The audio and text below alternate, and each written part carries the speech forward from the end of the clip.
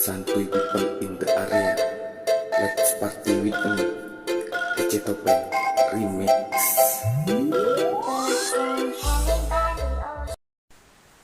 Assalamualaikum warahmatullahi wabarakatuh.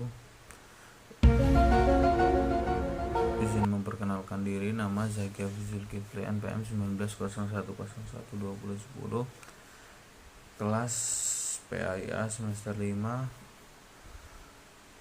nomor urut D006.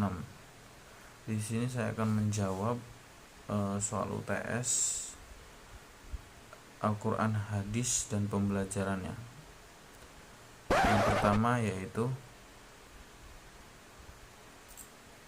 bagaimana konsep merdeka belajar dan pendidikan 4.0.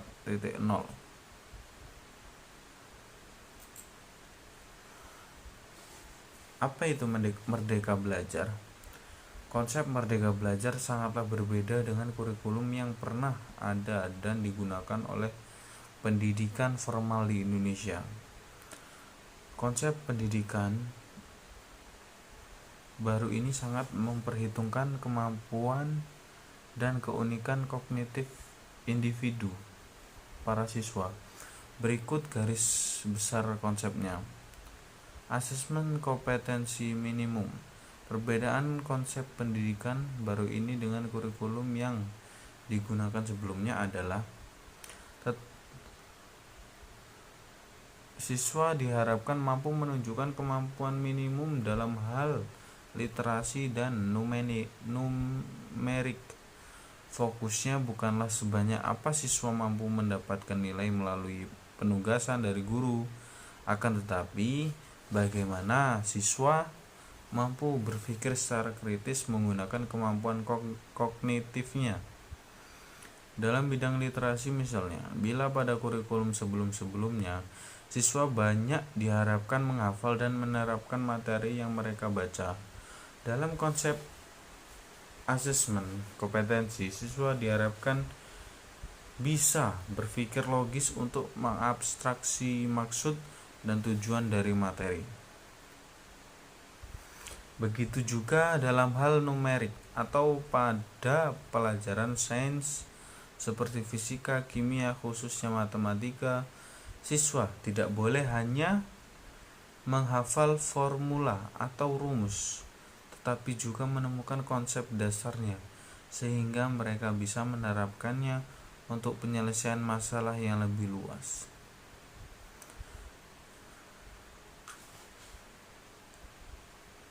Lanjut pertanyaan yang kedua, apa perencanaan pembelajaran Al-Quran, hadis, dan pembelajarannya yang Anda miliki dalam menyambut era pendidikan 4.0 ini?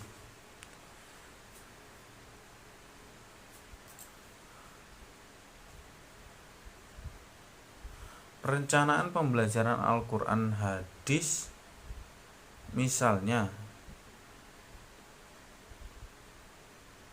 1. Misalnya di Madrasah Ibtidaiyah. Yang pertama, Madrasah Ibtidaiyah Negeri model Sesela Lombok Barat. Keberhasilan peserta didik dalam pembelajaran menjadi tujuan utama. Sebelum memulai suatu kegiatan, setiap orang pasti memiliki perencanaan. Hal itu karena dengan perencanaan, kegiatan yang akan dilakukan oleh seseorang akan berjalan dengan baik. Tanpa perencanaan, kegiatan yang harusnya dapat dilakukan dengan baik dapat berubah menjadi berantakan karena kita tidak memiliki gambaran dan manajemen tentang kegiatan yang akan dilakukan. Tak terkecuali dalam kegiatan pembelajaran. Bagi pengajar, merencanakan kegiatan pembelajaran adalah suatu hal yang wajib dilakukan demi suksesnya pembelajaran yang akan dilakukan.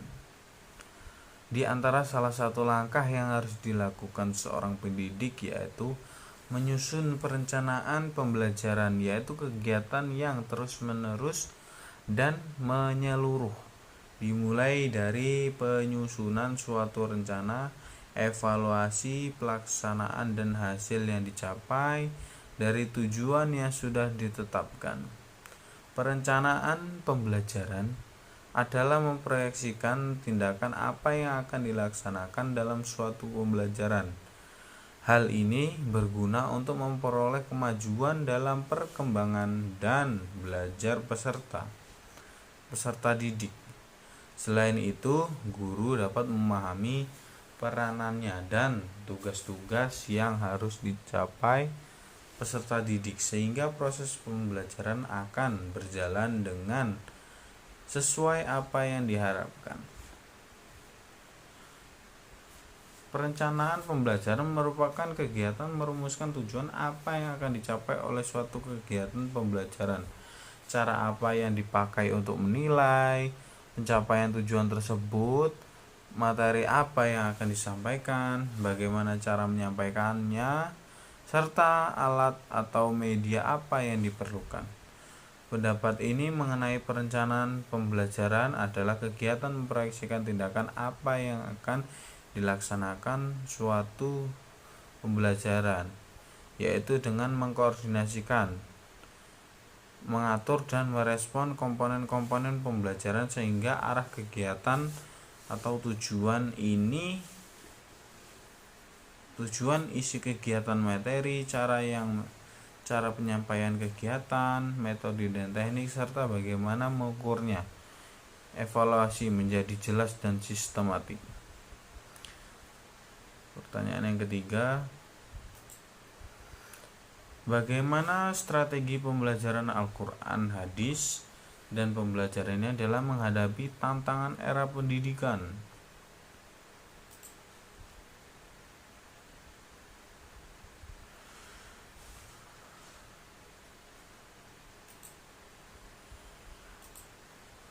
Penggunaan strategi pembelajaran PAI harus disesuaikan dengan karakteristik peserta didiknya. Antara lain, A. Guru memberikan blended learning, yaitu strategi pembelajaran yang memadukan sistem pendidikan tradisional dan modern. Guru membagi pertemuan pembelajaran menjadi dua kelompok, yaitu 80% menggunakan sistem tradisional dan 20% menggunakan sistem online. Blended learning adalah solusi pendidikan Islam. Tentu dengan modifikasi hal tersebut,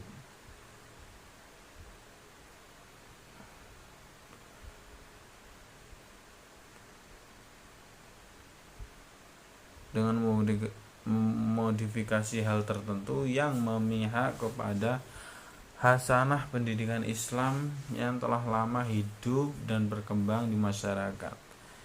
Yang selanjutnya, peserta didik diberikan tugas untuk menyelesaikan suatu permasalahan dengan mencari solusi di web-web yang berisi konten pendidikan agama Islam yang sudah terpercaya kebenarannya. Kemudian, dalam hal pengumpulan tugas, peserta didik mengirimkan tugas-tugasnya melalui email. C. Guru mengajar dengan word processor atau WP. WP adalah istilah untuk mengganti pembelajaran yang menggunakan word atau data kata-kata sebagai konten melalui teknologi komputer. WP menggunakan banyak aplikasi Word di dalamnya, terutama aplikasi yang dimiliki Microsoft seperti MS Word, MS PowerPoint, dan MS Access.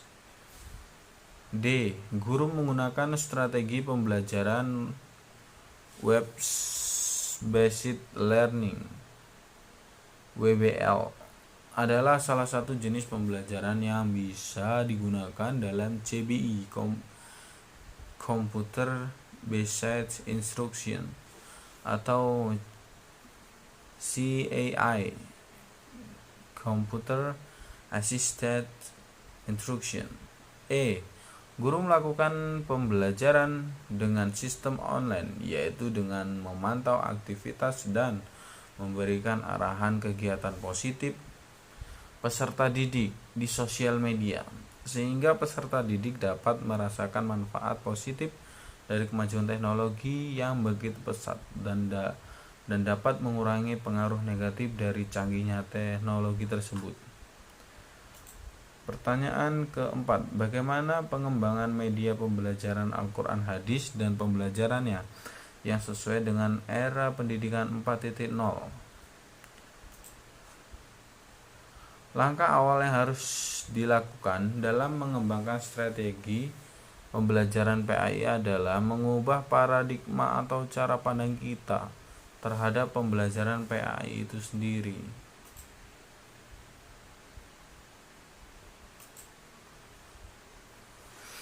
Oleh karenanya, paradigma merupakan landasan ke mana arah dan tujuan pembelajaran itu. Pada sebagian atau bahkan secara umum, pendidikan PAI sekarang ini paradigma yang dikembangkan adalah paradigma tekstual yang stagnan pada normatif tanpa mengkaji secara kontekstual apa yang menjadi kebutuhan peserta didik dalam menghadapi kehidupannya kelak setelah tamat, sehingga pembelajaran PAI di sekolah madrasah kurang bermakna pada peserta didik, bahwa terkesan hanya mementingkan pada nilai kognitifnya sehingga peserta didik tersebut dapat lulus dalam ujian.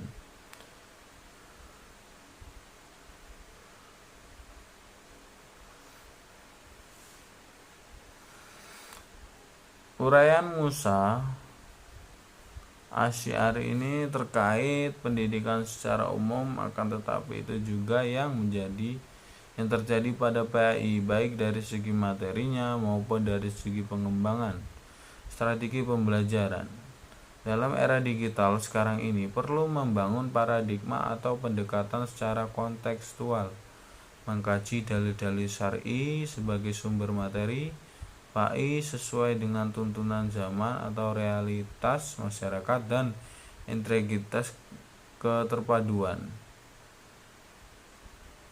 Mengembangkan strategi pembelajaran PAI, di samping itu kita jangan hanya terjebak pada dalil syar'i yang bersifat qauliyah terucap dalam Al-Quran sebagai sumber materi PAI, akan tetapi perlu mengkaji dalil yang bersifat kauniyah tercipta atau gejala alam menjadi pedoman dalam mengembangkan materi PAI zaman sekarang ini.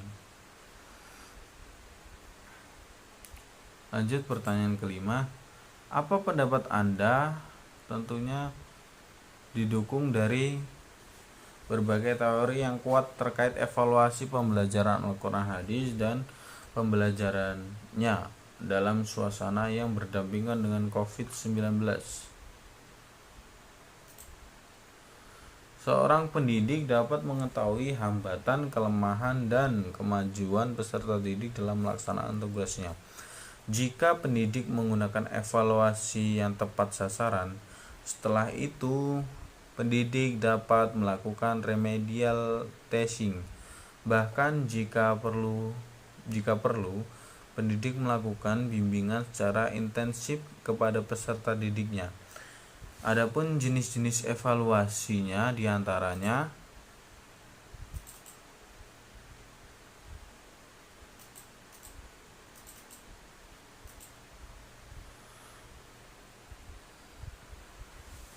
evaluasi sumatif ialah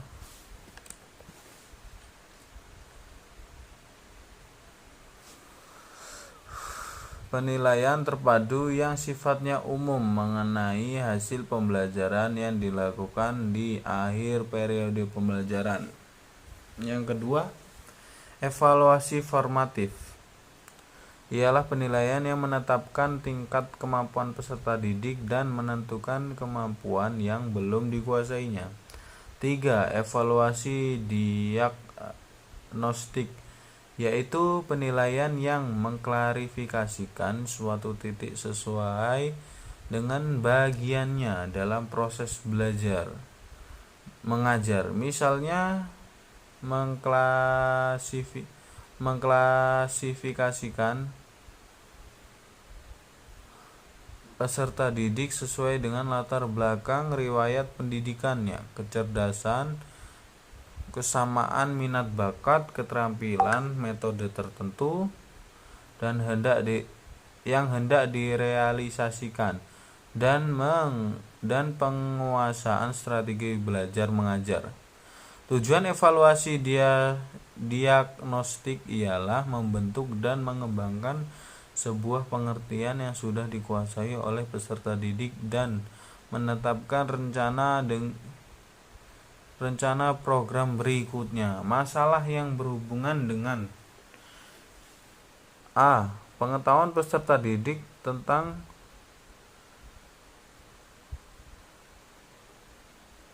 tujuan pembelajaran yang diterapkan di sekolah. B.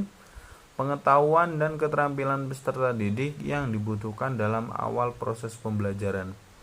C. Kebiasaan bekerja, perhatian, minat, dan tipe kepribadian yang cenderung berhubungan dengan metode belajar, khususnya contoh belajar kelompok. Sebagaimana yang telah tercatat dalam sejarah pendidikan Islam Indonesia, bahwa dalam setiap akhir periode pelajaran selalu diadakan khataman sebagai salah satu cara untuk menilai